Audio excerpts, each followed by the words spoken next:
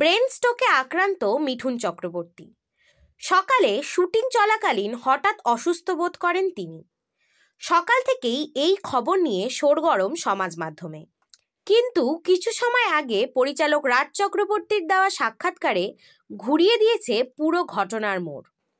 এক সংবাদ মাধ্যমের সূত্রে জানা যায় এটি সম্পূর্ণ ভুয়ো খবর। এমনটাই দাবি করেছে মিঠুন চক্রবর্তীর পুত্রবধূ। তার দাবি বুকে ব্যথা বা স্ট্রোক সম্পূর্ণই ভুয়ো খবর।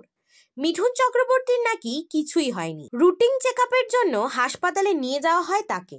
এরপরেই রাজ চক্রবর্তীর দেওয়া সাক্ষাৎকারে জানা যায় সম্পূর্ণ সুস্থ আছে মিঠুন চক্রবর্তী।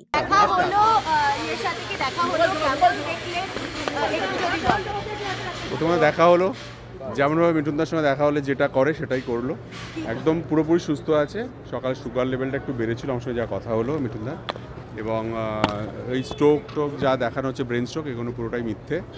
একটা সুগার লেভেল হাই হয়েছিল, যার জন্য উনি অ্যাডমিট হয়েছিল। কালকে সকালে রিলিজ করে দেবে আর কি।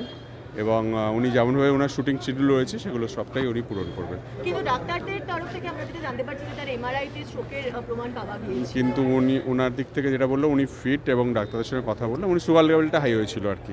ঠিক আছে, আইসিইউ একজন ওনার মতো একজন স্টার ন্যাচারালি যখন আসবে তখন বেস্ট প্রিকশন নেওয়াটাই দরকার, তাই করেছে আর কি। ঠিক আছে, চিন্তা নেই, উনি ভালো আছে। না, উনি কাল বাড়ি হোটেলে হয়েছে, আজকে শুটিং ছিল না। শুটিং ছিল না। একদম ফিট, একদম সুস্থ। ব্যাস সেই নিয়ে কেমন আছো, সুস্থ আছি। আমি বললাম বাইরে শুনলাম এরকম ব্রেন স্ট্রোক বলে। কারা বলছে সব, কি বলছে, কি অদ্ভুত ব্যাপার, কেন এত খবরকে পেঁচিয়ে বলে এবং যেটা কনফার্ম নয় সেটা কেন বলে। উনি রেগেই গেলেন আর তাতে একটু। হ্যাঁ, তাই বললাম তোমার একটা সোশ্যাল মিডিয়া থেকে তুমি যদি বললো ওর কোনো সোশ্যাল হ্যান্ডেল নেই, নাহলে লিখে দিত অবভিয়াসলি। বাট কোনো কিছু, উনি একদম সুস্থ। সুগার লেভেলটা হাই, ডক্টররা চেষ্টা করছেন যা আরও একটু প্রপার চেক আপ করতে আর কি। সুগার লেভেল কিছুটা বৃদ্ধি পেয়েছিল, কিন্তু কোনো স্ট্রোক হয়নি। এমনকি তিনি এটাও জানায় আজ কোনোই শুটিং স্পটে যাননি মিঠুন। হোটেল থেকেই সোজা হাসপাতালে যান অভিনেতা।